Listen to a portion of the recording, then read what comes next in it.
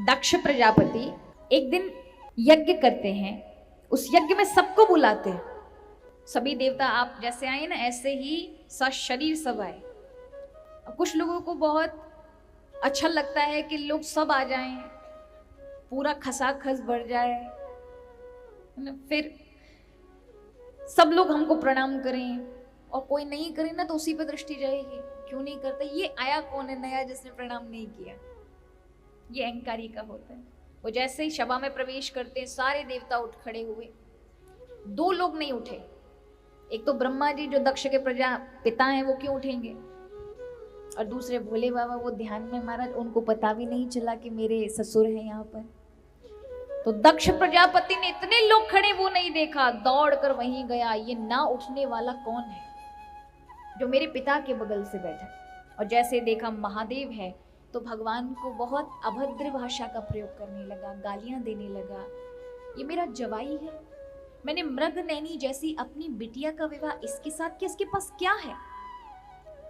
शमशान में रहने वाला, अभक्ष भोजन करने वाला, आज से यज्ञ में कोई इसको भाग नहीं देगा। भगवान ने जैसे ही सुना, जहर का सा घूंट पी करके चुपचाप चले आए, कुछ नहीं कहा। नंदी ने श्राप दिया, जिस वाणी से तूने भगवान शिव की निंदा की है, दक्ष, समय की अवधि में तेरा ये सिर काटा जाएगा, और अहंकारी के मद वाले तुम्हें बकरे का सिर लगाया जाएगा। और उस समय दक्ष प्रजापति को श्राप दे के नंदी चले आए। कुछ समय बाद अहंकारी व्यक्ति दक्ष, प्रजापति पहले था, प्रजापतियों का अध्यक्ष बना दिया गया। अहंकार बढ़ गया महाराज। हमारा अहंकार छोटी छोटी अच्छी अच्छी चीजों से बढ़ जाता है। सात्विक अच्छी सेवा करोगे, उससे अहंकार बढ़ जाएगा। आपके मन में आया भगवान ने मुझे दिया है, चलो मेरे पास जो है वो लोगों की सेवा में लगाऊंगा। आपके मन में अच्छा भाव है ना, दया होनी चाहिए, करुणा होनी चाहिए। लेकिन ये करुणा कितना बड़ा काम कर सकती है, कितना बदलाव कर सकती है आप में। आरंभ में अच्छा लगेगा लोगों को सेवा देते हुए, किसी को विद्यालय में पढ़ने की व्यवस्था दे दी, किसी को भोजन दे दिया, किसी को कपड़े दे दिए, अच्छा लगेगा।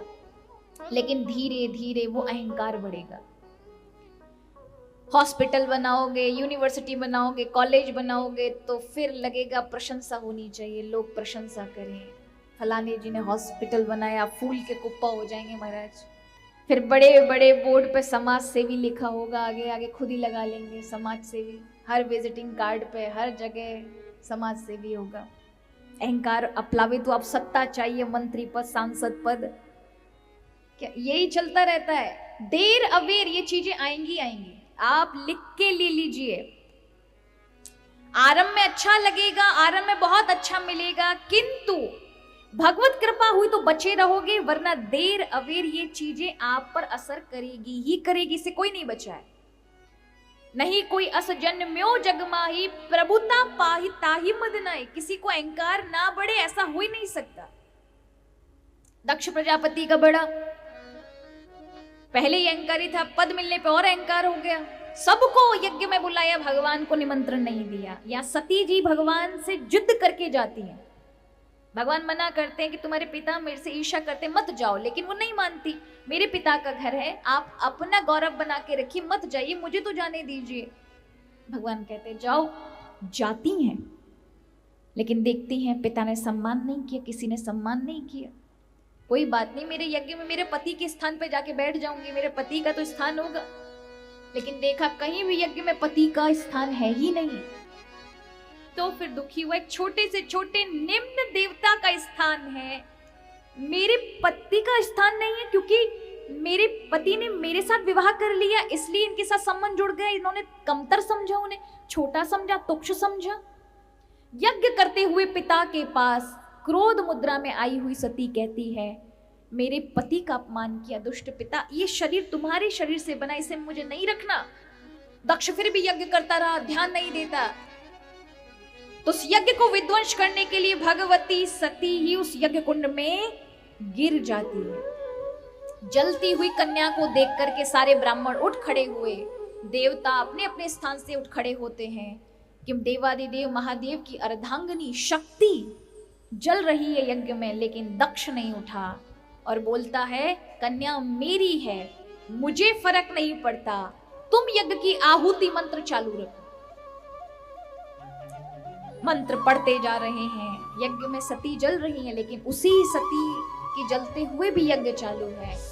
तब नंदीगणों से देखा ना गया, भूत प्रेत जो गए थे नंदी माँ भगवती के साथ, वो आते हैं उस यज्ञ को रोकने के लिए। लेकिन तब तक भृगु इत्यादि जो ऋषि थे, उन्होंने रिभु नाम के देवता यज्ञ पंडाल से, यज्ञ की अग्नि से प्रकट कर दिए। जिन देवताओं के अंदर बहुत शक्ति थी, उन्होंने नंदीगणों को मार के भगा दिया।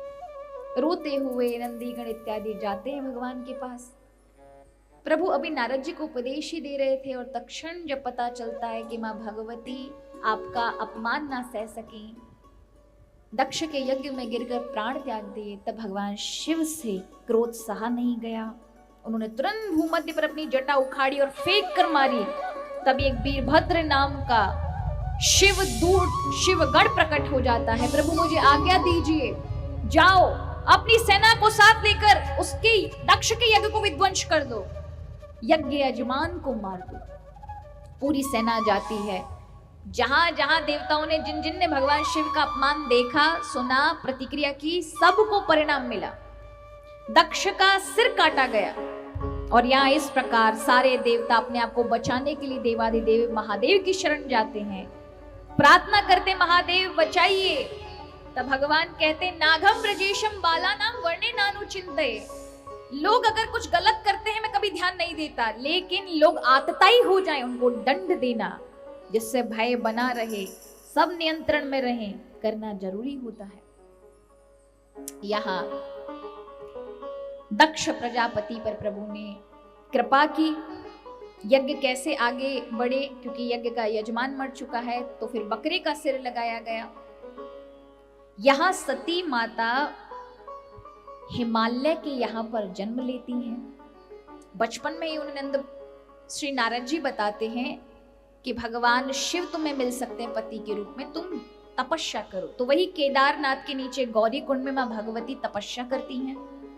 हजारों वर्ष की कठिन तपस्या करने के बाद भगवान शिव का वरदान मिलता है कि वो पति रूप में प्राप्त होंगे। मां भगवती तपस्या साधना से शिवत्व की प्राप्ति करती हैं।